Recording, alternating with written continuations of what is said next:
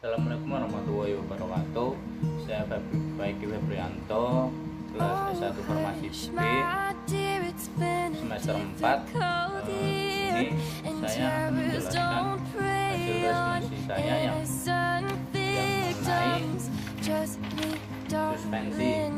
mengenai suspensi.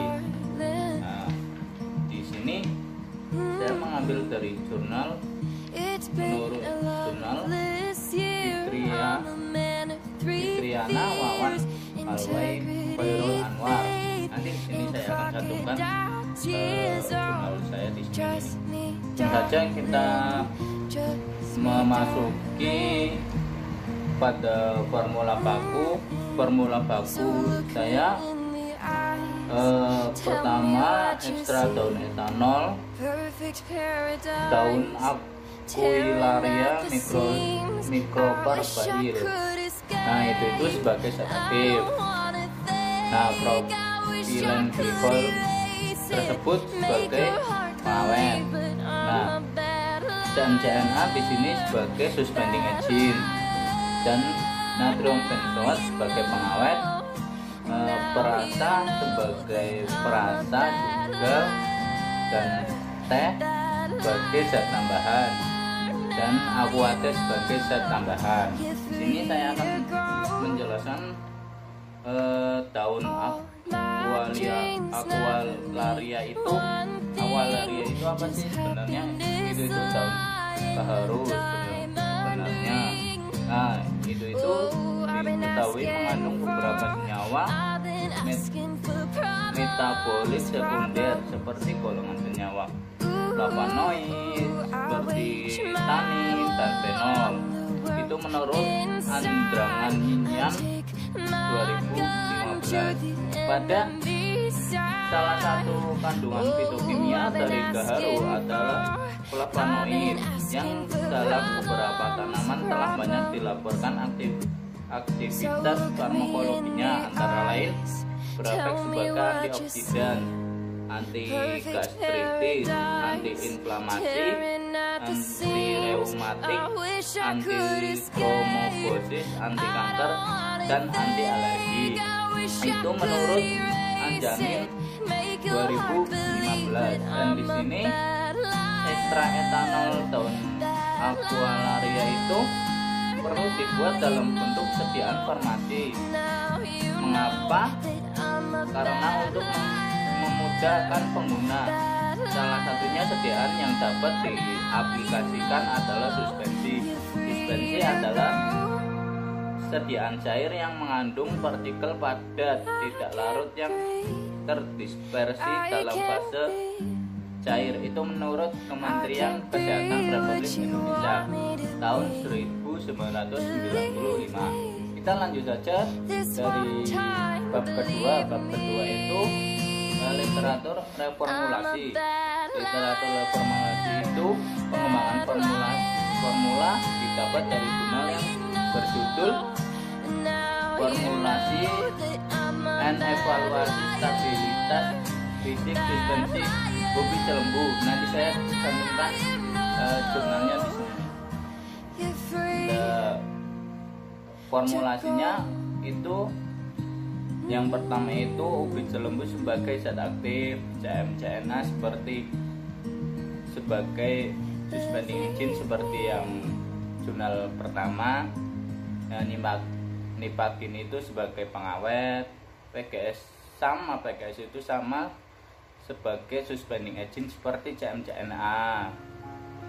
Terus sirup simplex sebagai pemanis perasamin, dan perasamin juga itu sebagai perasa.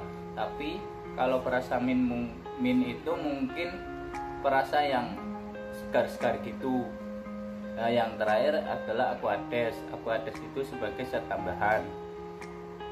Nah, di sini suspensi farmasi merupakan dispersi kasar, di mana partikel padat yang tidak larut terdispersi dalam media cair.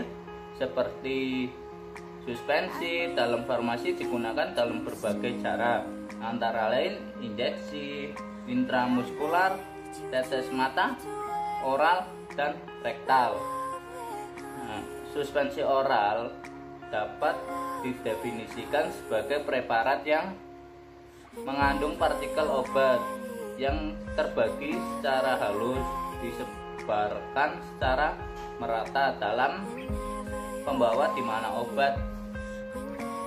obat menunjukkan kelarutan yang sebagai minimum itu menurut Ansel 1989. Nah, di sini ubi jelembu merupakan kultivar ubi jalar, merupakan ras lokal asal Jawa Barat.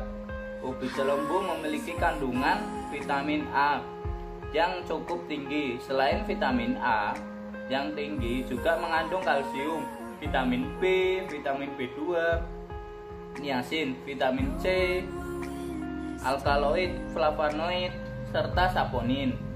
Kandungan kimia di atas diduga dapat menurunkan kadar kolesterol berlebihan. Ubi jelembu dapat digunakan sebagai antihiperkolesterol pada konsentrasi 5 mg per 20 berat badan. Itu menurut Anis 2013. Kita lanjut saja ke bab ketiga. Bab 3 itu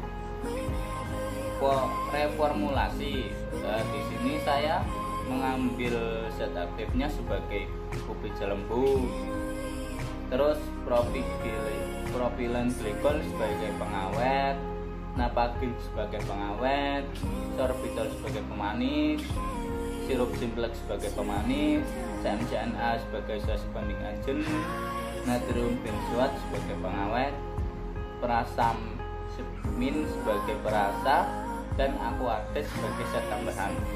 Larutan pengembangan reformulasi. Nanti di sini saya akan cantumkan literatur pengembangan reformulasi. Nah, seperti ini contohnya. Memilih ubi jelembu sebagai zat aktif karena ubi jelembu memiliki kandungan vitamin A yang cukup tinggi. Selain vitamin A yang tinggi, juga mengandung kalsium, vitamin B, vitamin B+, B2, niacin, vitamin C, alkaloid, flavonoid, serta saponin. Kandungan kimia di atas diduga dapat menurunkan kadar kolesterol berlebih. Maka dari itu, saya di sini pada reformulasi mengambil zat aktifnya ubi jelembu daripada daun kaharu. Kenapa? Karena daun kaharu pun itu mungkin di sekitar sini dicari agak sulit. Itu pengertian tadi itu menurut Ansel. Yang kedua, saya mengambil nipagin metil parabin. Nipagin itu metil parabin. Metil parabin banyak digunakan sebagai bahan pengawet dan antimikroba dalam kosmetik, produk makanan, dan reformulasi farmasi, dan digunakan baik sendiri atau dalam kombinasi dengan paraben lain atau dengan antimikroba lain. Pada kosmetik, metil paraben adalah pengawet antimikroba yang paling sering digunakan. Maka dari itu saya menggunakan metil paraben. Jenis paraben lainnya efektif pada kisaran pH yang luas dan memiliki aktivitas antimikroba yang kuat.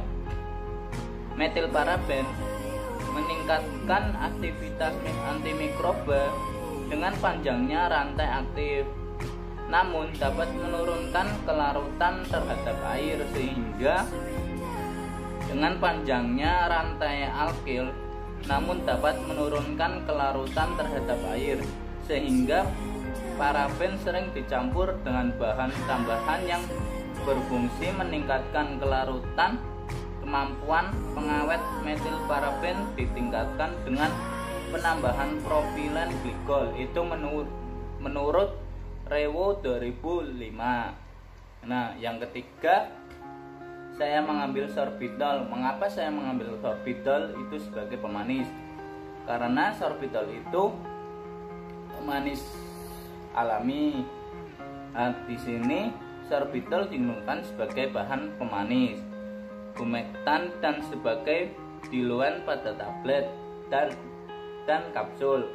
Sorbitol merupakan bahan kimia yang relatif insert dan kompatibel dengan sebagian besar eksipien. Sorbitol tidak membuat inflamasi, tidak korosif, dan tidak volatil. Pada konsentrasi tinggi, sorbitol merupakan penstabil untuk vitamin dan antibiotik yang itu menurut Boylan 1986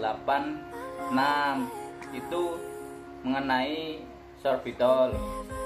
Nah, yang keempat itu saya mengambil juga pemanis sebagai sirup simplex. Sirup simplex itu karena sirup simplex larutan oral yang mengandung sukrosa atau gula lain yang berkadar tinggi. Jadi saya sirup simplex sebagai pemanis itu. Dan yang terakhir itu sebagai perasamin. Karena mengapa saya mengambil perasamin? Karena perasamin agar terasa pada saat dikonsumsi terasa menyejukkan. Di sini itu kayak dingin gitu sih. Nah, itu mungkin itu saja yang bisa saya jelaskan mengenai responsi FTS 2020 semester 4 ini. Oke, kalau gitu saya minta maaf bila ada kata tutur kata yang tidak enak. Saya mohon maaf. Wassalamualaikum warahmatullahi wabarakatuh. Bye bye.